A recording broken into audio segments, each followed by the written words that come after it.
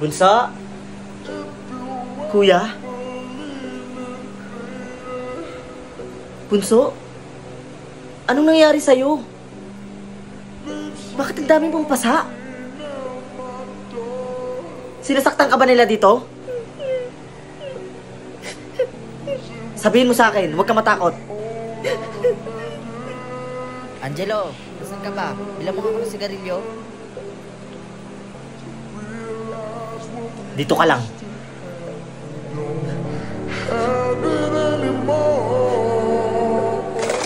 Lintik na yan.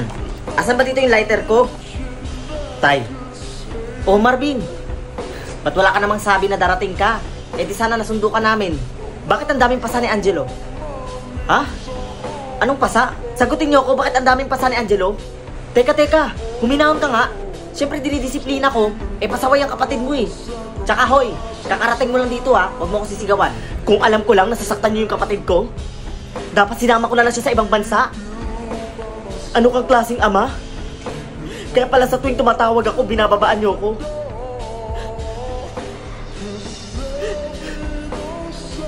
Ang dami-dami kong pinapadalang pera.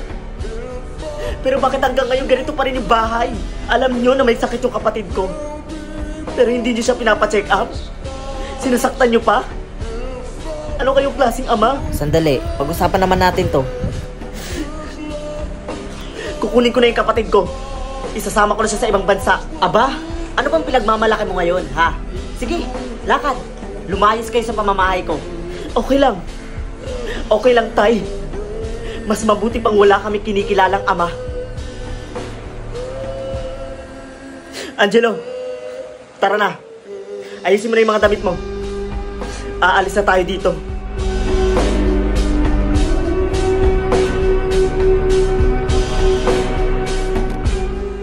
Bunso, sorry ah. Hindi ko kasi alam na ganito pala mangyayari sa'yo dito. Kuya, isama mo na ako. Ayoko na dito. Hayaan mo. Wala nang mananakit sa'yo. Nandito na si Kuya, okay?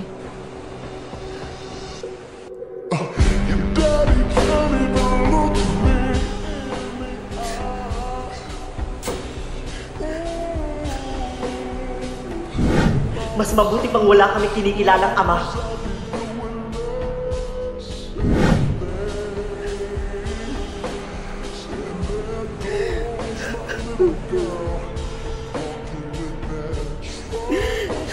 Tatay. But they're just afraid of something they can't understand.